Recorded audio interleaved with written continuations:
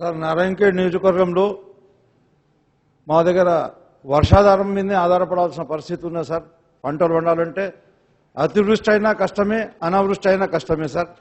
2-3 మండలాలు అయితే కల్లేరు మండలం, కంకి మండలంలో 6 చెరువులు మాత్రమే ఉన్నాయి అధ్యక్ష. మరి అదే మాదిరిగా మన్నూరులో 2 చెరువులు మాత్రం ఉన్నాయి అధ్యక్ష.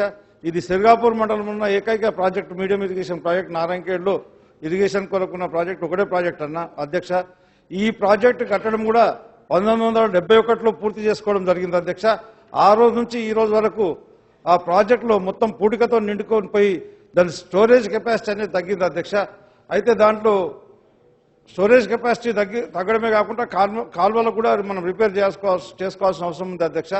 కాల్వల రిపేర్ కొరకని 19 కోట్ల రూపాయల ప్రతిపాదనలు పెట్టడం జరిగింది. మంత్రి గారికి ధన్యవాదాలు చెప్తున్నా. ఈ సంవత్సరం తీసుకుంటామన్నందుకు వారికి ప్రత్యేక ధన్యవాదాలు తెలుపుతున్నాను.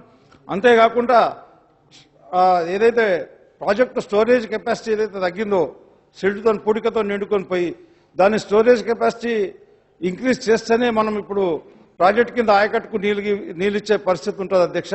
అయితే రెండు మార్గాలు ఉంటాయి. ఒకటి ఎఫ్టీఎల్ రైజ్ చేయడము, రెండోదేమో సింగూర్ బ్యాక్ వాటర్స్ నుంచి వాటర్ లిఫ్ట్ చేసి ఒక 6 కిలోమీటర్లు ప్రెషర్ మెయిన్ ద్వారా తీసుకొని వచ్చి ఒక వాగులు వేసేస్తే డైరెక్ట్గా నల్లవాగు ప్రాజెక్టులకు నీళ్ళు వచ్చే అవకాశం ఉంటుంది అధ్యక్ష. అయితే మొదటి ఏదైతే చెప్పినో ఎఫ్టీఎల్ రైజ్ చేయడం అనేది అది బాగా ఖర్చుతో కూడుకున్నది, ల్యాండ్ అక్విజిషన్ ప్రాబ్లం కూడా ఉంటుంది అధ్యక్ష.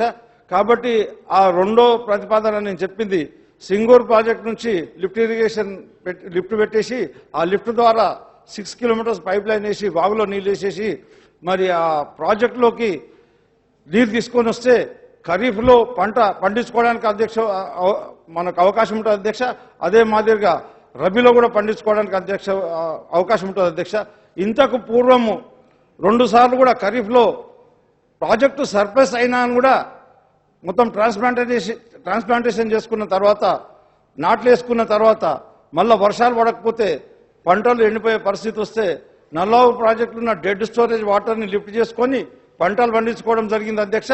అదే మాదిరిగా నల్లవాగు ప్రాజెక్టు కింద ఆయకట్ పక్కన ఉన్న మేజర్ మన ట్యాంక్స్ ఉంటాయి, పెద్ద చెరువులు ఉంటాయి. ఆ చెరువులలో కూడా లిఫ్ట్లు పెట్టుకొని పంటలు పండించుకోవాల్సిన పరిస్థితి ఏర్పడ్డది అధ్యక్ష.